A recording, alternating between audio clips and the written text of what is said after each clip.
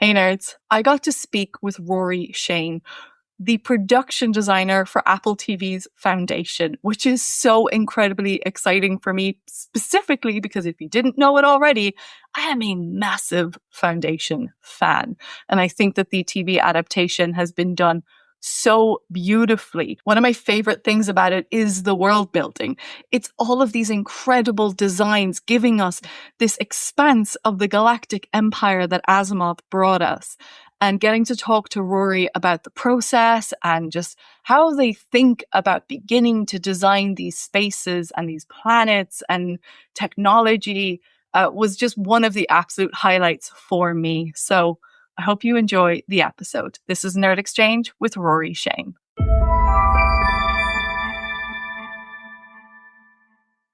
It occurred to me that while we see these iconic moments and we remember a lot about things that happen in the stories that we look at, we miss all of those extra little details that go into every component of each scene to create these worlds that we see. And one of the major aspects of that is, of course, production design, which is what you do. So I thought maybe we could start if you might just explain a little bit about what production design is in the context of TV and filmmaking and how you work with other people within the team to create a world, basically.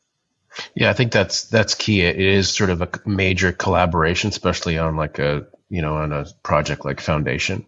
There's so many things to design. I sort of almost treat it almost like a period drama where, every piece, we don't have anymore. We have never had it. So it's everything from the set decoration in the space to the props that are designed that the actors are holding or whatever they're doing with whatever object.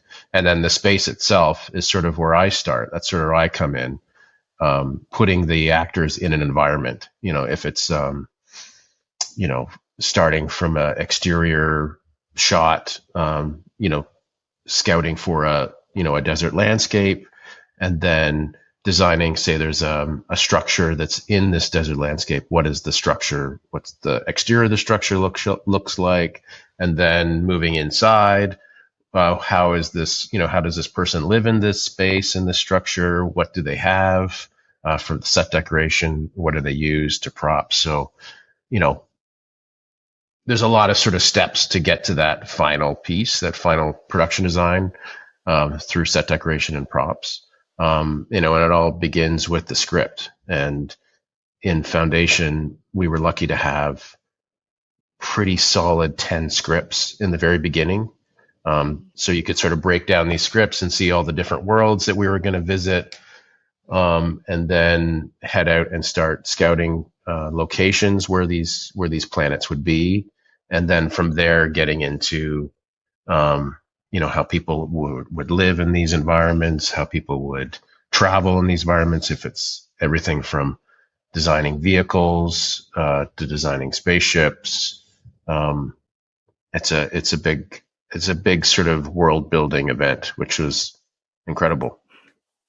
I think when you say that as well, like there's no bigger world building than Asimov of all of the science fiction like stories to have been told historically, which has been said many, many times before that it is unfilmable. It's one of the key stories in science fiction that is so iconic, but also such a huge task to take on, because we're not just talking about building one world or having one planet. It is a galaxy entirely of different planets and different cultures and different people.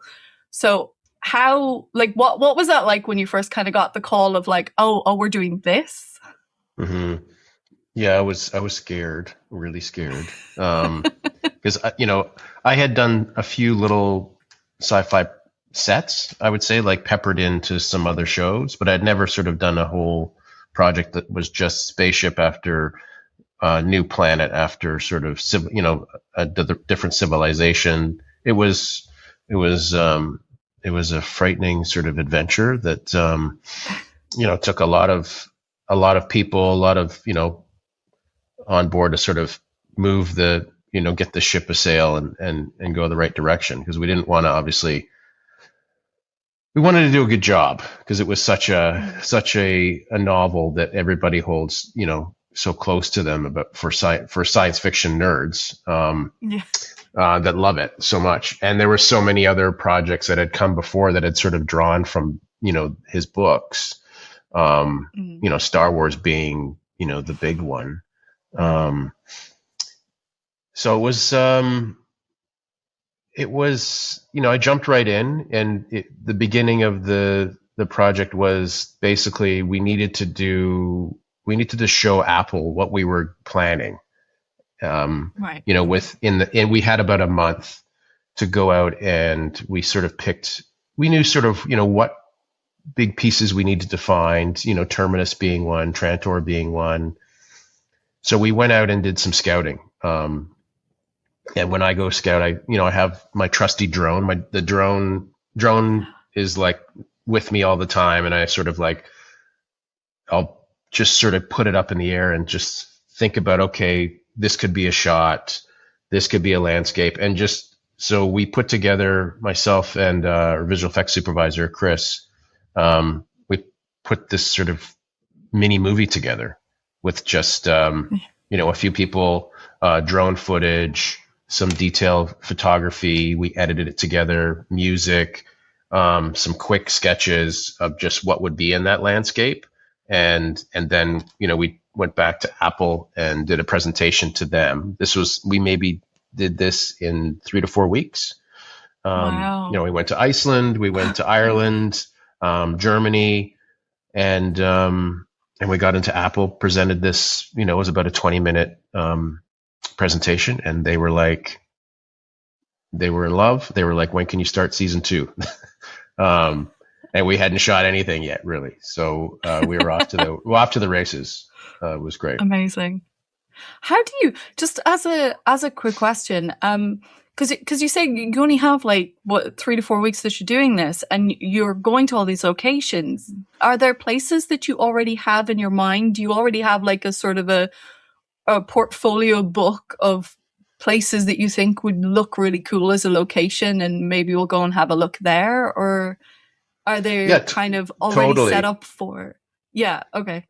Yeah, I'm diving into research, immediately, especially with Trantor was one that you needed to show a layer of history, and that history, I sort of dive into architecture, and where could I find somewhere that had such a big variety of architecture through the years,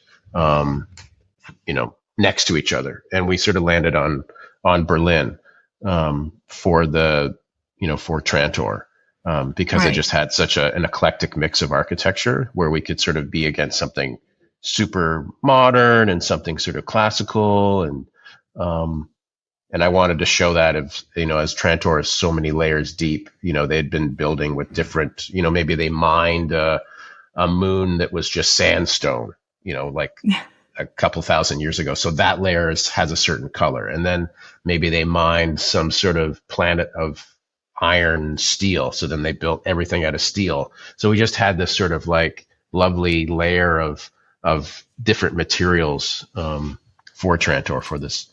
It's like those the images of the stones, isn't it? With in geology.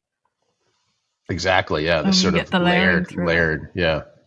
And also art's another sort of art history is also something that I just sort of dove into to see how styles change as we evolve and how we change. And yeah. Well, that's interesting, right? Because that is something I was thinking about when it comes to world building.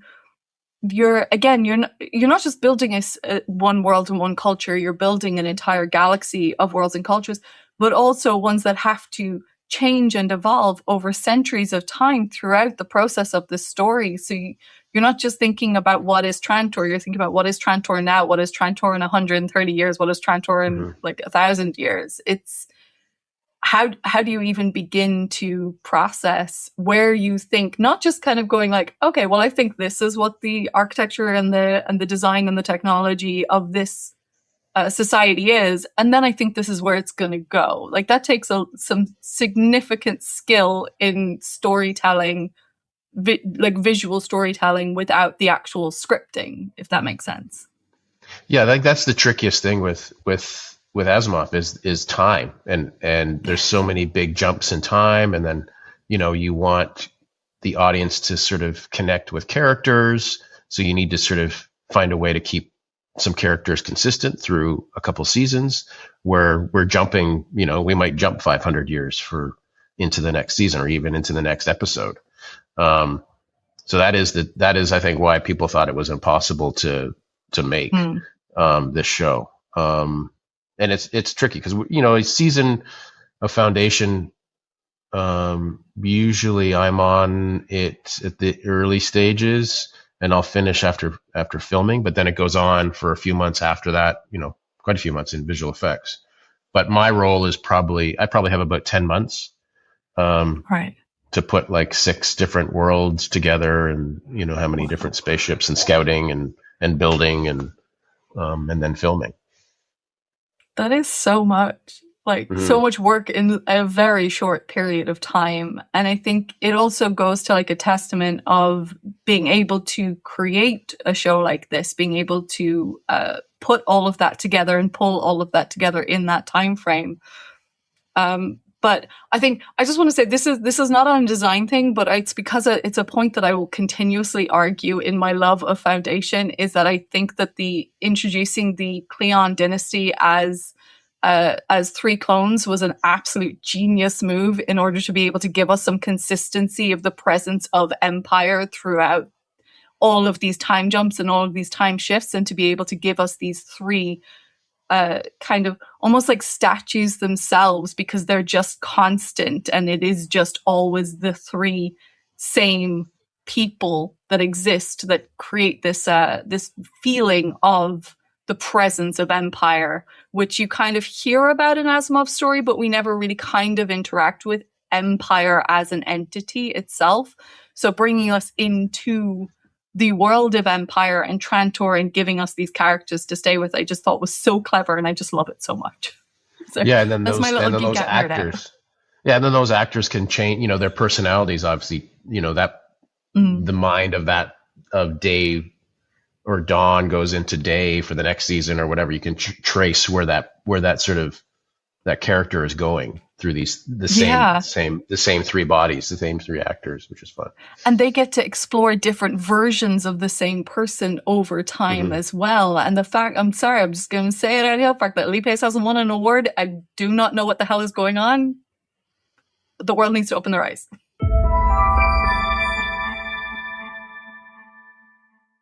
So I think, okay, so let's maybe pick up with the Vault as the first kind of introduction to the story of Foundation. I think that's a really interesting visual element to what is happening in terms of the story for someone who hasn't read the novels, maybe. Yeah, the Vault was, was we knew it was going to be sort of like the poster of the show in a way. This shape, the color.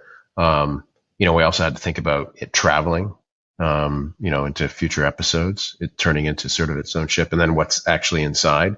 And the one thing, and the Prime Radian, how it relates to the Vault, we sort of wanted all of those pieces to sort of like live together.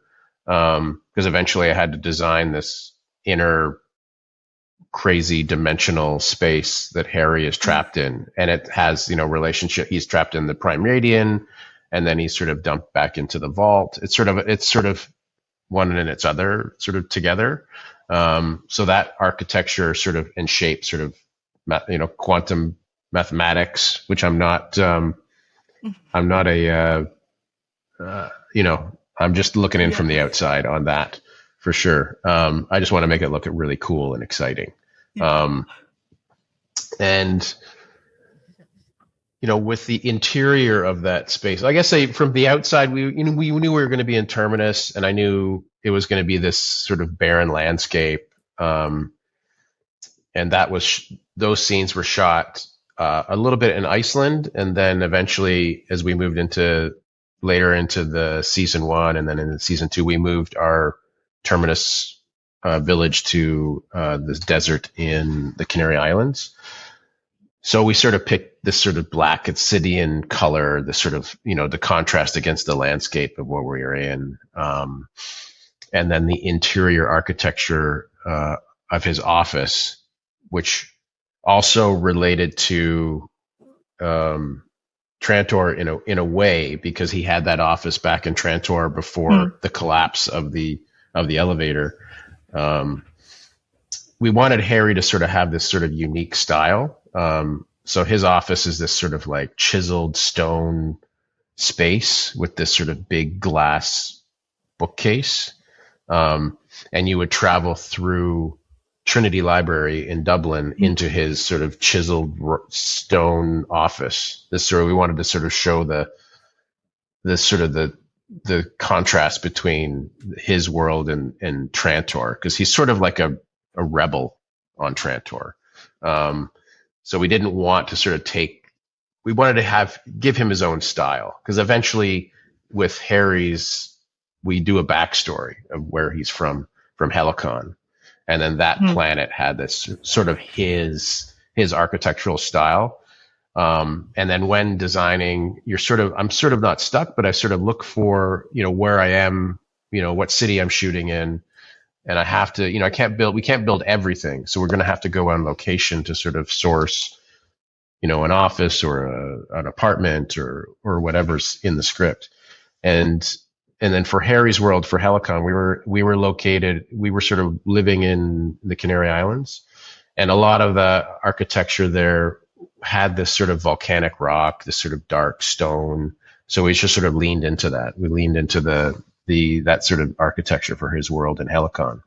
And we actually ended up going to shoot this amazing scene up on the volcano in Tenerife, the highest mountain in Spain, where he starts to learn mathematics and patterns in mathematics, where he basically like can dodge the animals in that crazy scene.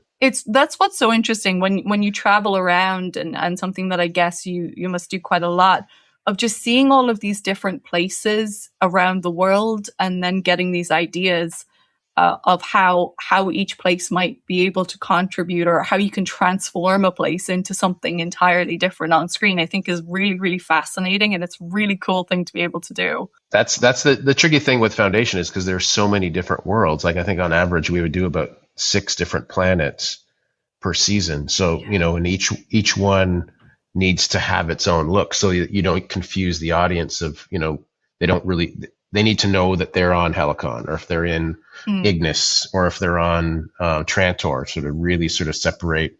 And, that's sort of separate architecture as much as you can, color, if you're in, like with Trantor or with Terminus, we were in sort of like a more of a desert type of island in the Canaries, where the colors were more like, there wasn't really any green, very little green. Something that I personally enjoy a lot, because I just think the bad guys always have the coolest stuff, is the Imperial Palace itself, and just the grandeur and the scale of things. I really think when it comes to sci-fi like this, having those large scale visuals really helps you to kind of elevate into this really futuristic or completely entirely different space. And I was thinking, and I was wondering about this, because originally Asimov wrote the books as a kind of, he was inspired by the rise and fall of the Roman Empire. And it does feel a lot like there are a lot of elements within the visuals of Trantor and the Imperial or like Empire itself that kind of has some of those components within it. Is that something that was thought about? Totally. That's sort of the first thing, that I was talking about when I sort of started the project is, how can I show that, when a society is at its highest point, it's also at its most vulnerable point of the Roman Empire.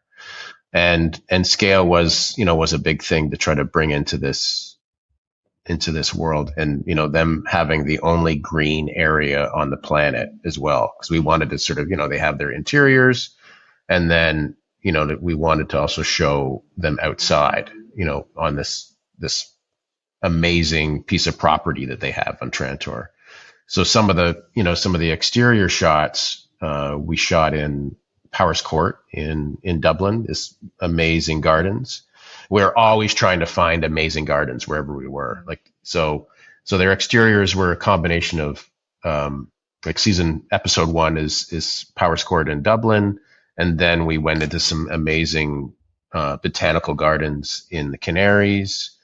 And I think we may even went into a garden in Eastern Europe as well, just to sort of show like and then also, and then in season 3, we where Day has this sort of like, he's trying to sort of escape, and he sort of finds his sort of little lounge palace in the gardens. That's in Barcelona, actually, where he's sort of like shirtless, like just sort of like eating fruit and making. I love Hippie Day. Yeah, Hippie Day. The dude day. The dude day was amazing. Yeah. It was so good. We don't need to talk about the end of the final episode. We don't need to acknowledge it at all. But that entire space was fantastic.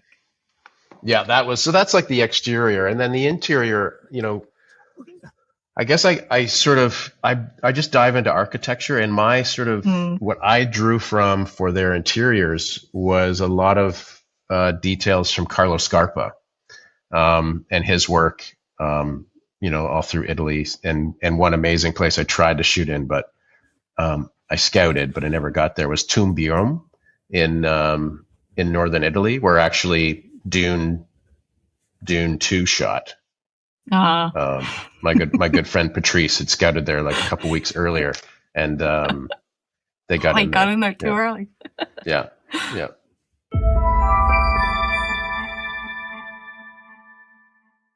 What I find interesting in terms of the different planets, and you were saying it a moment ago about having to show, needing people to know and recognize that they're in different places.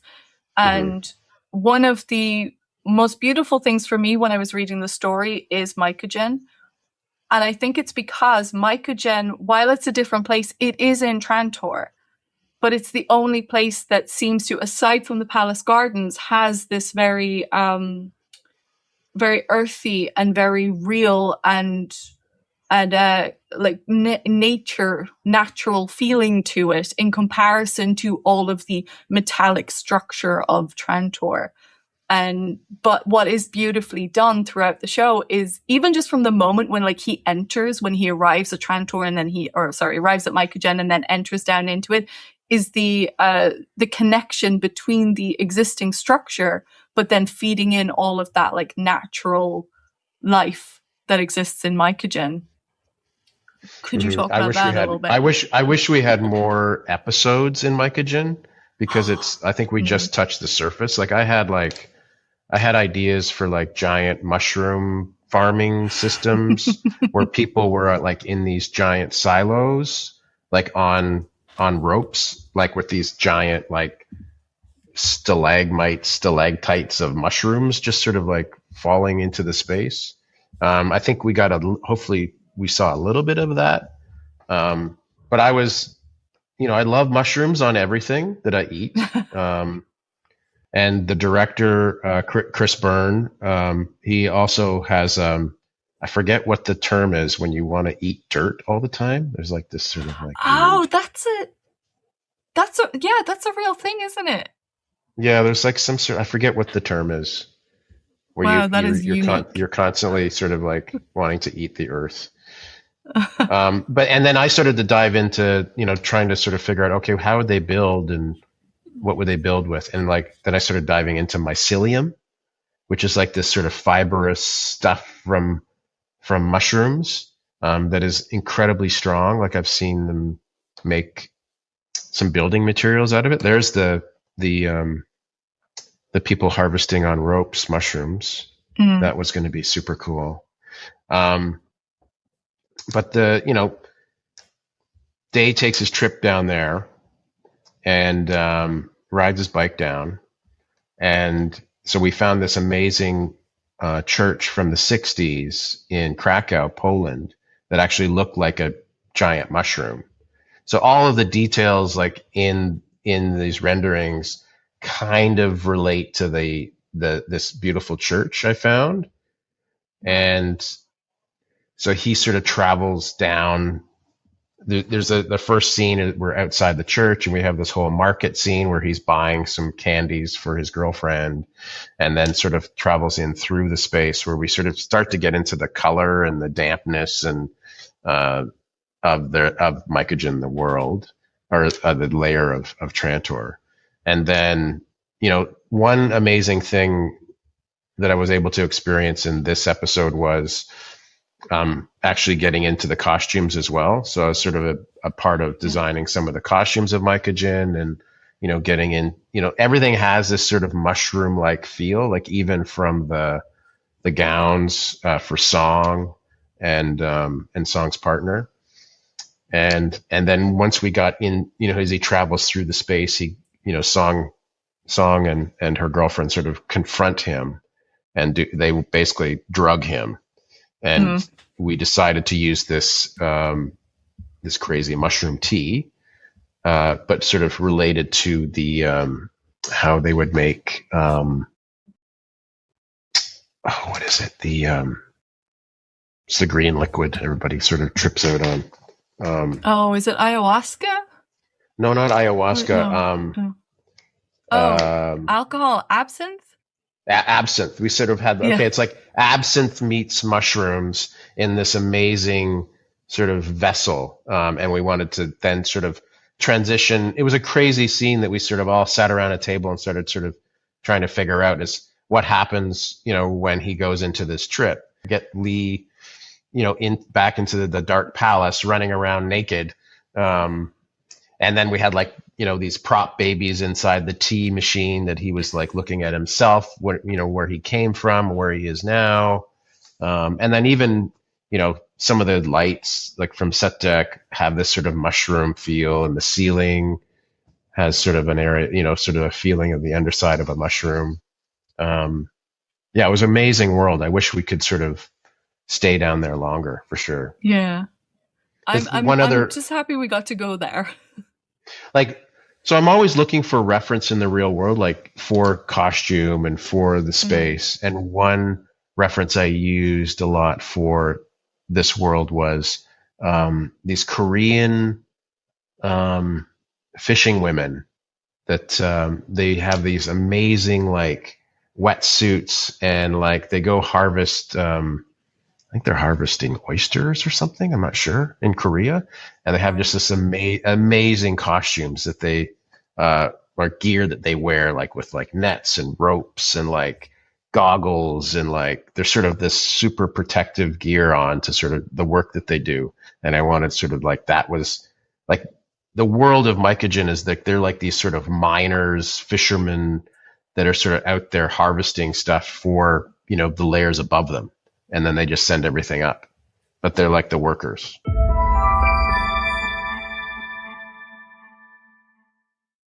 But I think that diving into science fiction, and one way I was trying to sort of deal with it was to try to stay away from anything too hyper tech, like with screens or like holograms or whatever. I wanted to still keep this sort of tactile, sort of grounded sort of design in a way. Like, we're still humans. We still need to pick things up and open doors. And I didn't want everything to be just like magic doors and like, it's just, there was a lot of like door talk and like spaceship ramp talk. And then when we're in a spaceship, like how many screens, I would sort of try to stay away from showing keep it as low key as possible. And really it's, it just sort of let it happen, and don't have to have to hit a special button to open something up, to look at a screen, to like scroll. I sort of wanted it just be, and let the actor sort of be in that space without having to deal with any sort of like crazy tech shippy stuff. But that's a beautiful way to do it, because the thing is, if you start adding in all of this if you start overthinking how do we have to have all this high techie stuff happening in 10,000 years from now, then it becomes about that. It becomes about the tech. It becomes about trying to show off this, really, really fancy version of what technology will be, instead of it being about what the story needs. And, one of my favorite things about or I stand by this all the time, I don't need my science fiction to have accurate science. I just need it to make sense within the story that's being told.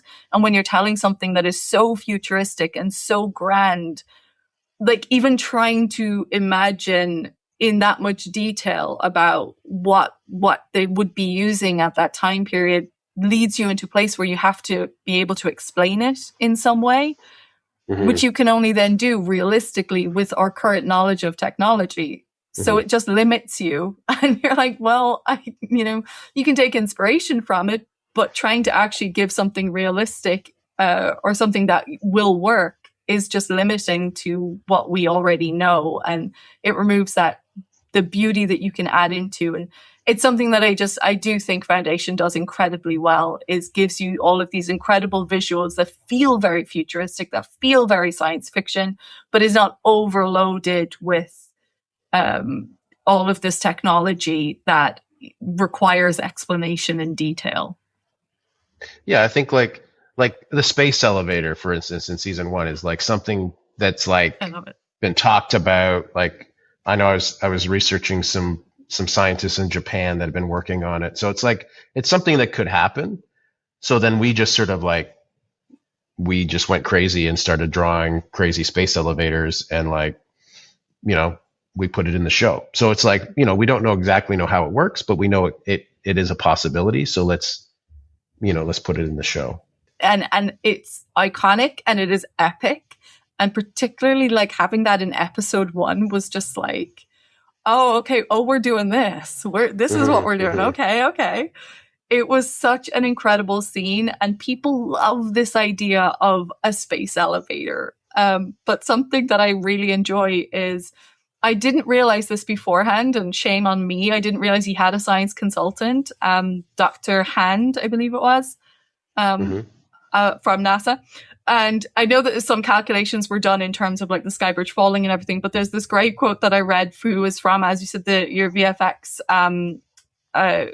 Chris McLean, where he said Chris, that 15%, that he would say that about 15% of the show was science and 85% was just making stuff up as a nod to your favorite sci-fi movies. And I just really appreciated that. Yeah. And there's some stuff that Dr. Han said as well particularly about the Skybridge scene, where it's like you can calculate things, you can calculate what the velocity would need to be and all of this, but at some point you just kind of got to go like, yeah, but what looks cool? And the Skybridge looks cool. Yeah, and wrapping around the entire planet. Yes. Like, would it actually wrap around the whole planet? I don't know. Oh, but it's incredible. And there's something as well that you said about the velocity difference, like about the velocity of it falling down when you're close up to it and where you see the people and you see all this kind of stuff. But then as you pull out away from it and you start to see how much slower it's moving as it is wrapping around the planet, to give you again that scale feeling of like, oh no, this is like really, really big. And then we were trying to find places, okay, after the fall, Day comes out to give this big speech and hang people off the edge of the scar. That was, and I remember like just drawing the size of the scar. Like, is it like the Grand Canyon? Like, how deep is this thing? Like, how deep has it cut into the planet? Which is wild. What does that look like? But it is an incredible visual, but it's exactly as you said. It's, it's about the resources, and it's about how these empires would sustain themselves and survive. And, a lot of it throughout the story, of course, is through using the Cleons as that mainstay. But it's also their control and how they maintain that control over all of these other outer planets that forces them to continue to bring that produce and to bring those resources to Trantor. It's a little bit oh God, what's it that I can't remember? The Hunger Games. You know, it's Mm-hmm, mm-hmm, District 9 bringing all the stuff into District 1. And that's exactly what a lot of great science fiction is, I guess. mm-hmm, But one of the main ones, and as you said, we know that that's what one of the main issues in the beginning of the stagnation of Empire is the loss of the sky bridge means they have the loss of the access that they had and the loss of those resources coming in. It's not just about how many people died from the actual destruction of the sky bridge, how many people then continue to die because of the lack of resources after the fact. mm-hmm. But it's only in season 3 with the mule story that we actually then get a visual into what it's like for the outer planets being the ones providing those resources. And that's where we get Rossum, which I think from our conversations that that is potentially a planet that you really, really like. Oh, would love that. That was also an amazing story, like just sort of short story, like the, getting into the character, like this family that's like farming and living on this sort of outer reach planet and just sort of surviving on so many calories a day. And it was such a amazing sort of thing to sort of break down and sort of figure out how they live and what their planet looks like. And once again, I sort of started to look at like research labs and like distant research facilities that we have. So I sort of ended up in Antarctica and what those research facilities look like. These things that are just sort of dropped. They're dropped on these sort of like snow deserts, these sort of amazing structures with amazing colors, like against the white. So my little farmhouse is sort of like, is something that could be dropped by like a massive sort of freighter ship that would just drop this sort of beautiful blue module and then could also like transport it to sort of different areas of the planet. Cause we were sort of saying that the entire planet is one crop, a singular crop, which is kind of a way, it's not the right way to farm. You should be sort of diversifying your crops, but Empire's like, this is what we want, farm this planet till it like, it's finished.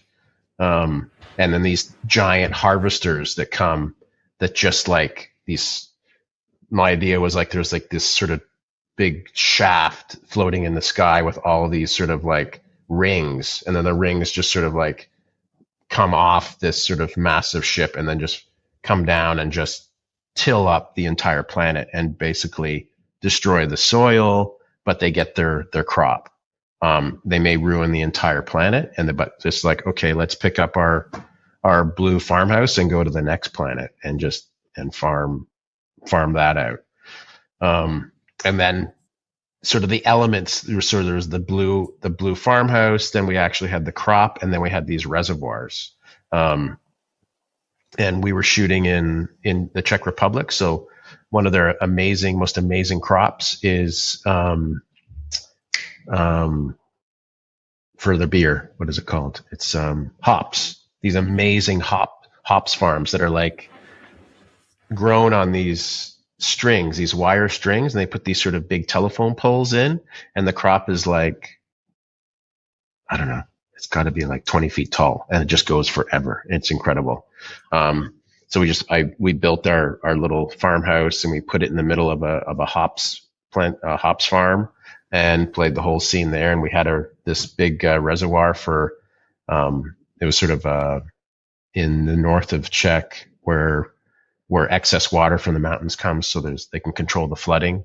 And that was that a crazy scene where they go to the reservoir to basically get rid of one of their kids, which is just like, is it going to be you or the baby? It's going to be you.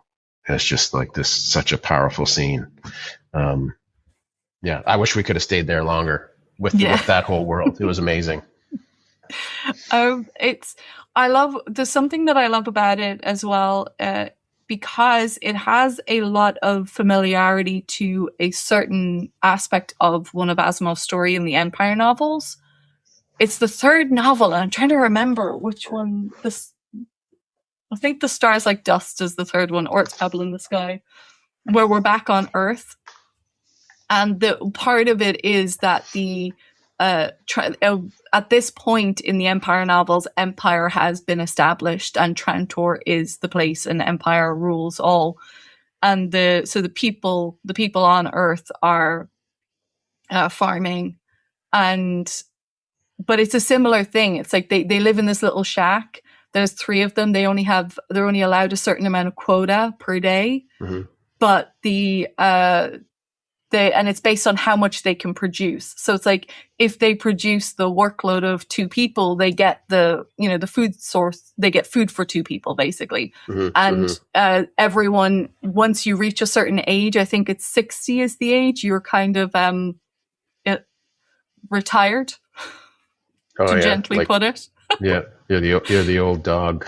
Yeah. And it's the story is like there's the third person is one of the household's father, and he's gotten ill and he can't actually do the work. So they're trying to do the work of 3 people because they don't want to let them know that something has happened to him and he's not doing. And it's just another moment where I feel that people maybe don't always recognize with adaptations how all of these little aspects of the story can be fed in a slightly different way, but it still has that same, it's recognizable, and you're just kind of going like, oh, there's that bit. And I don't know, maybe I'm reading too much into it, but I do feel like there's loads of things like that, because I do think that this has been a very, very, very well thought out production. So I like to believe that all the little hints that I see where I go, oh, I think Demerzel is a little bit of the Doors Finale character. I'd like to believe that I'm right.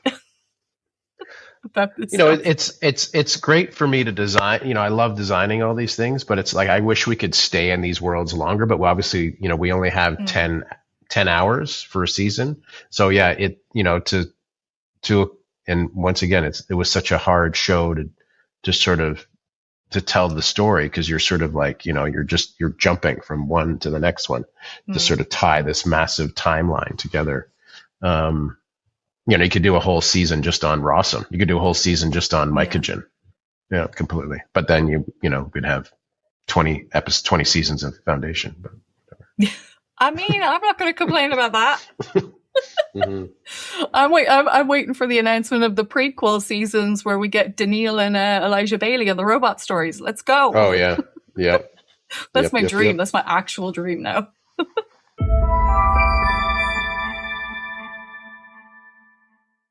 Let's talk about some of the technology then, which of course there is a huge amount, but there's a few specific things that we said we would have a little chat about.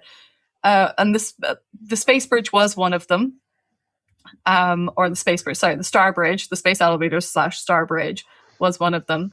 But that is in terms of the travel. When you think about like travel in space, we can kind of start out small, for us in our little rockets, and then, someday we have dreams maybe of having some sort of a space elevator.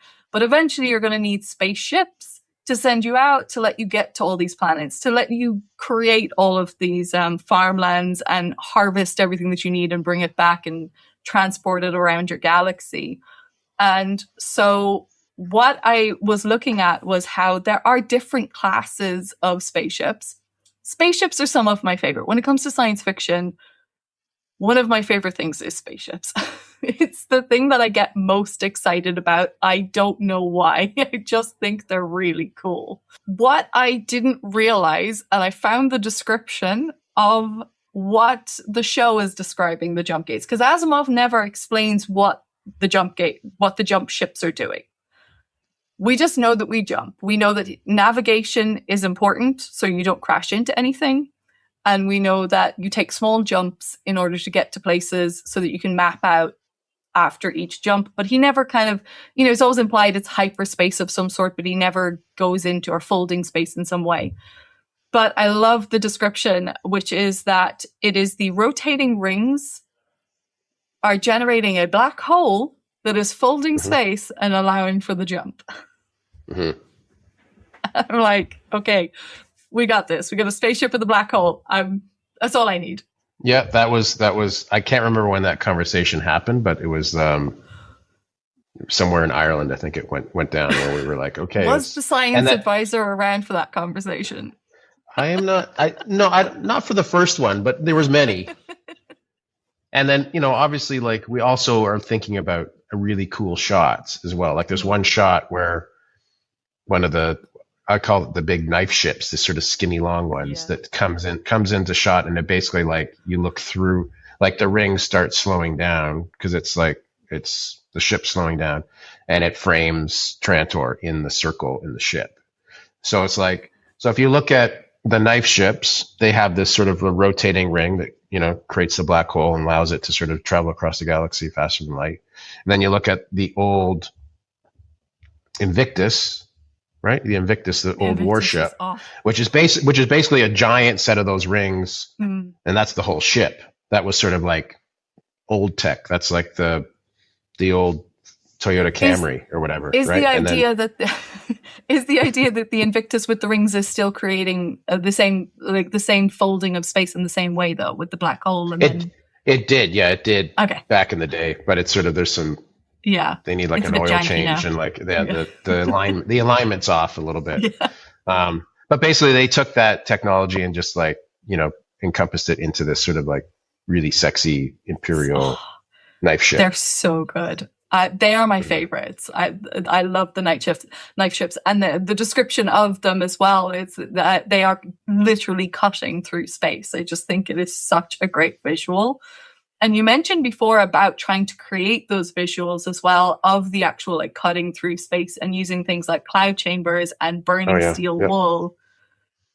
Yeah, that was Chris had his own little workshop in the corner, and he was like, there was smoke coming from there, and there was like, you know, there was like giant tanks of water and ink, and like they were just playing around with all kinds of stuff. So, you know, he likes to sort of work off, you know, some real stuff that he can take and then, you know, add to it into visual effects, but sort of start with something real. If it's pushing a model of a spaceship in a giant tank of water with like weird colored ink wrapping around it, that's what he was doing. And then, you know, doing an element of burning wool, and the effect was incredible. It was just like when I saw it for the first time, I was just like, you know, this sort of like massive, you know, he also wanted to show like how big these ships are, and, you know, they don't move fast. Like they're like very slow moving objects, just give us the feel and the weight and the size of these things sort of coming to a stop. That's what, like, it's like I said, it's like the bad guys have the coolest stuff. I mean, those ships, and I think it's either the Rubicon or the Destiny. I can't remember which one. One of them is the flagship of the military flagship, and then one is the one that Empire travels on. But yeah, it's that, as you said, you've got those cool little ones that like just seem to jump out, and they're always like upright, and they're just like, and then you have the big one that, as you said, you get that slow entryway, and it's just taking up all of this space and this huge black hole in the middle of it. It's such a cool visual, and that is the point where I just go, I don't need my science to be right. It's okay. If it's going to look like this, I'm okay with it. You put a black hole in the middle of the ship, it's fine. I'm ready for it. There's a few other, though. What I don't want to... Is there an explanation for how the other ships travel? Well, we needed to show a difference when Foundation was moving forward with their technology, with their new ships, the Whisper ships. Yeah. And we sort of obviously were like, okay, who have they been affected by, or sort of like what sort of reference point would they have? And it's basically the vault, right? They're sort of like this sort of, they've been hanging, they have this giant object sitting in front of them for years and years. So we took that triangle sort of diamond shape. And if you look at the Whisper ships from above, they sort of have this sort of like these wings that sort of can create this sort of shape, which is very similar to the vault in itself. And then, so it's kind of triangular. And then, you know, we looked at, you know, the prime radian, the shapes that are in that, a lot of triangles. So we created this, instead of a circular sort of black hole, we created this sort of triangular black hole that they create this sort of different sort of shape. It's just sort of differentiate between the two. What about the slow ships? Do they have black holes as well? The slow ships, well, there's the freighter in the first Yeah. season, but that has no, it can't travel faster than light. It's on like a slow journey to terminus. And the one cool thing about that ship was like it had to build the city. It became the city of Terminus as they crashed it. They sort of set it down and then took all the pieces off and created this massive town, which was kind of cool. Yeah, I didn't I didn't fully appreciate that at the first watch. But yeah, it's, I mean, it makes so much sense, doesn't it? When you're kind of going to this barren planet that you now have to sort of colonize and take apart the ship and use the ship as the parts of it. So that was a really cool visual. There's just one other ship that I want to bring up, and it's because you wrote down about, and it's the Cloud Dominion ship.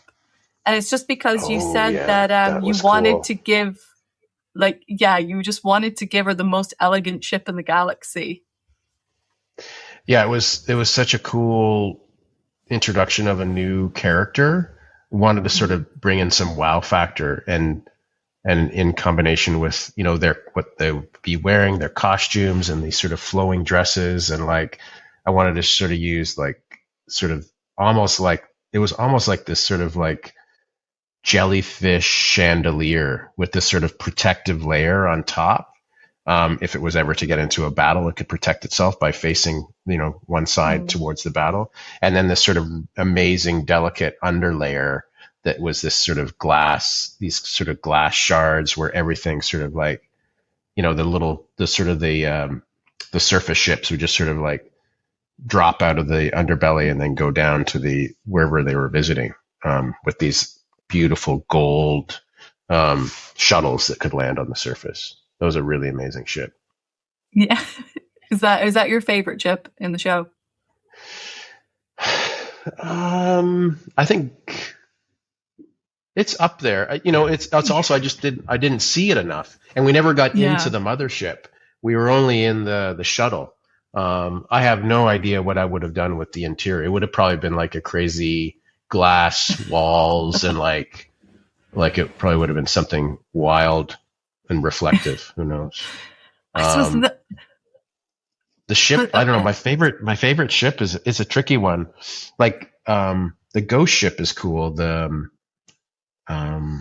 where Gal wakes up in the pod, which is this black long ship where it's all starts with the script. It's like, we needed a journey for Gal when she lands and comes out of this pod. I forget, she was in the pod for like 30 some years.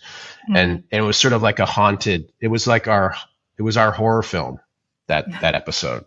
Like, going into a haunted, no, not a haunted, kind of a haunted house, but it was like this haunted ship with nobody at the realm, but you find out a hologram of Harry there. Yeah. So we had this sort of like kind of weird space where the pod opens up in this sort of long black hallway where you're sort of like, something's about to happen. Somebody's going to jump out and, scare everybody, like a jump scare or something. And then the whole ship wakes up from her action. As she moves, it sort of starts to sort of like lights start to come on and lights start to move. And then she went into this very clinical white space at the end. That was a pretty cool ship. Very simple. Like compared to all the other ships, it was like there wasn't much to it. There was just sort of a hallway and two rooms sort of thing. But I suppose I was just thinking about it from what you're saying as well, and what you were also saying about the Cloud Dominion ship is, I suppose when you have something like this, when you have such a dynamic story in so many different places, we're just going to have some things that you only get a moment of. Mm-hmm. And the work that goes into giving us just a moment of this thing, I just think is it's one of the reasons why I wanted to have this conversation with you, because I just don't think that we as the audience fully appreciate or recognize all of those bits that we get and all of the thought that goes into each little moment that we only get to see so briefly. But there's one thing that for me personally that we have so far only seen very briefly, but very, very dramatically. And that's the Novacula. Like I said, the bad guys have the best stuff.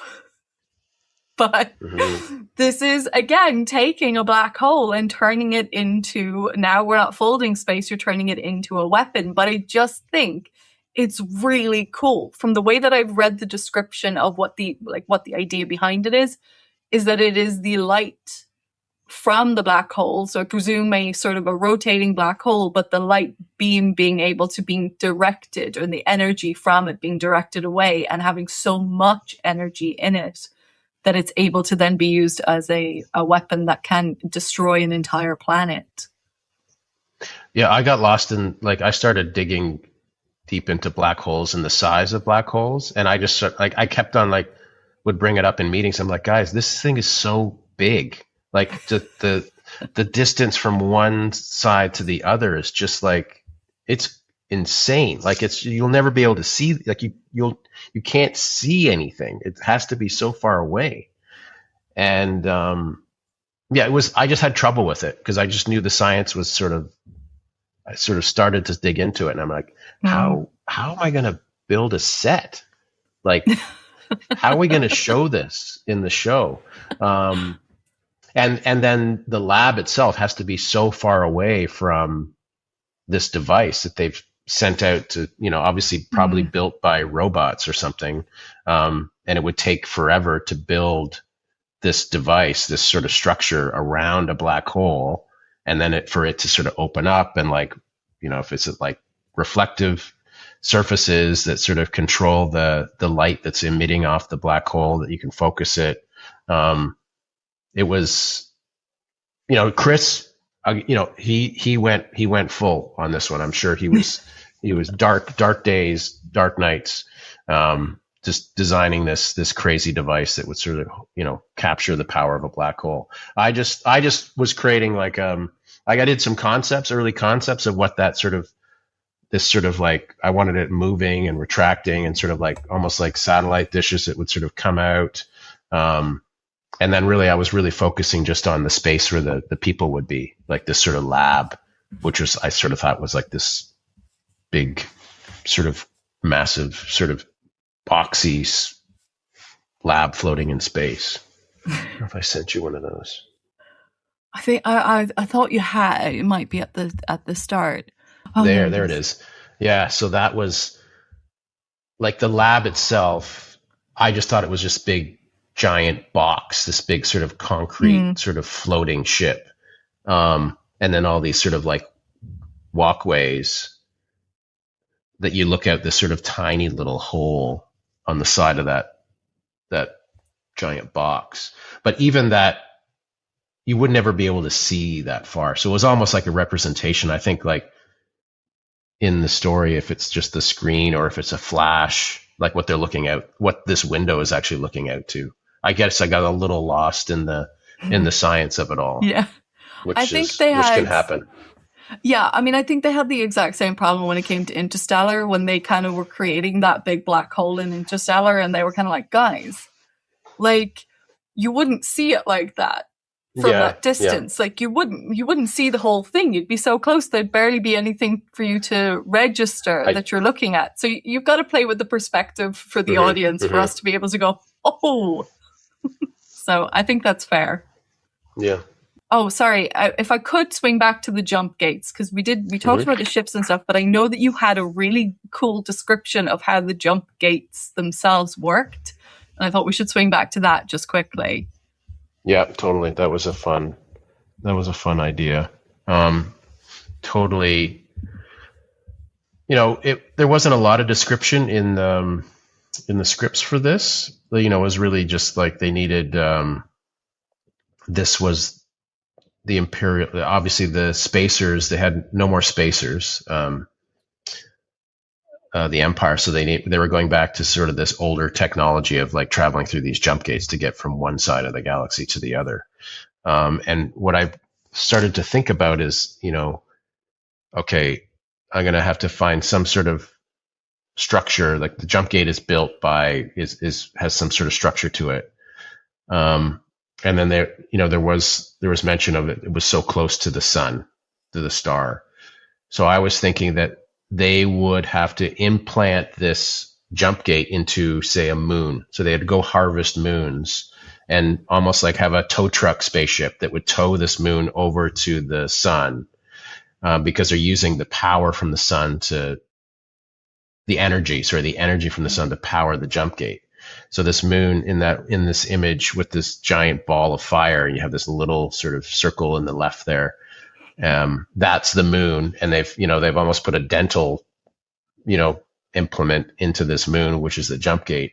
And eventually the energy from the sun would just disintegrate the moon.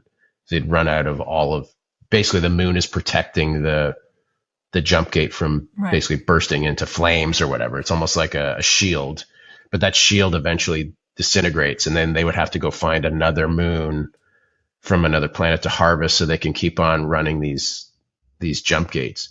I think it was sort of like, I don't know if it was totally explained in the show, but it was like Empire is sort of losing its power in a way. Like it's sort of they're slowly they're falling apart.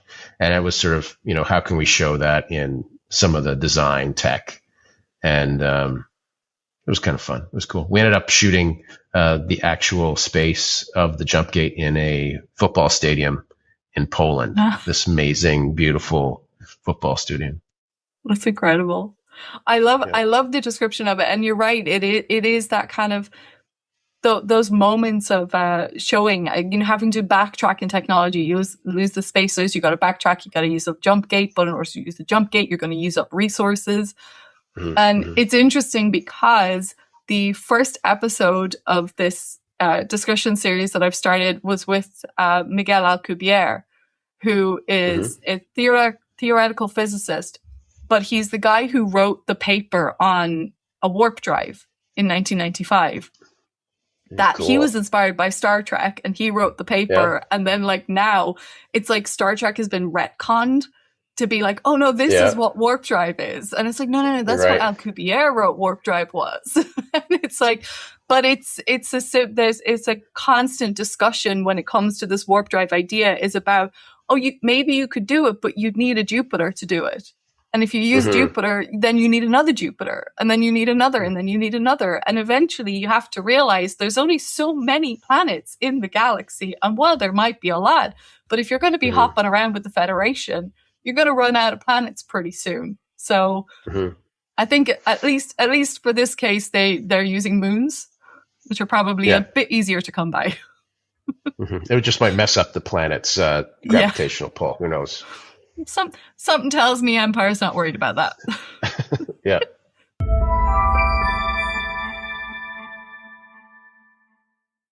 But so something I just wanted to ask you about as we're coming towards the end is I wanted to swing back to that quote from Chris McLean about 15% science and 85% making stuff up as a nod to your favorite sci-fi movies. And I just wanted to ask about what your kind of influences and inspirations are in general, and then maybe is there anything that specifically kind of fed or fueled you for coming into Foundation? It's just I guess it wouldn't. It's not just singularity sci-fi. I do love amazing sci-fi films, like Interstellar that we mentioned is one of my. I've watched that movie at least 10 or 20 times. I don't know. It's amazing. I agree. But really it's travel is a big thing, just trying to get and see the world, see as much of the world as possible. And just, I've always been into architecture and into building things with my hands and seeing as much as possible. And I keep a massive catalog of images, and I just, I have it all organized into sort of different, from doorknobs to hinges to old sort of wood resources, it's just a thing I do to sort of just for resources to go back to if I'm designing anything. But it's sort of just absorb as much as possible. If it's travel, film, I'm always sort of out there sort of, trying to sort of find something new, right? And keep it in my catalog. I love it because it really does show you like how different people look at the world or look at material, or how different we all are and how we interact with the things around us. And I said it earlier, and like I stand by, I just, anyone who can look at a scenery or look at a building or a space and be able to imagine that as something else, something entirely different, or to see something in it that the rest of us will just casually walk past, I just think is such a cool skill and interest to have. Like, I do love looking at architecture. Like when I do travel, I do love buildings and spaces. And like we said earlier about like the scale of empire. I remember the first time I ever went to like Paris, and like this was like before I'd really left Ireland, and, you know, Cork City girl. And I'm suddenly like at the Place de la Concorde in Paris. And I was like, the roads are so big. How are they so wide? What is happening? And then you suddenly are picturing like these armies on horses, like in columns, moving through these huge spaces. And you suddenly feel very, very small in a really large world. But it's a really cool moment to kind of transport you, I think. So I appreciate that. I think that's really interesting. Yeah, I think sort of seeing these places and being able to travel and see, you know, how other people live and how other people sort of move through their spaces. And, you know, when I'm out there with a director or a cinematographer, you know, I have my iPad with me all the time, and I'm always, you know, just sketching, you know, take a picture, or I'm sketching on top of the photograph. It's like, oh, we could add this and we could, you know, do this. And I think that's still like you know, it's a skill that is, you know, is great to have, to be able to sketch fast and just communicate through drawing is sort of my is a great skill to have, just to get that communication across as fast as possible. This is my slightly random question then that comes into where we come completely out of foundation and completely out of anything that you have ever done. But is there a design that has been, any design, it doesn't even have to be sci-fi, but what is a design that you saw yourself and you just went, I wish that was mine? That is so cool. I wish that was mine. Well, I had looked at something from sci-fi film, and I would say one thing would be the Lars robot in Interstellar. Oh, I thought Lars was super, super simple, like so simple, yet so like just, you know, it can rescue people in water. It can like fly ships. I thought that was a great sort of design. And it moved the story forward in a good way as well.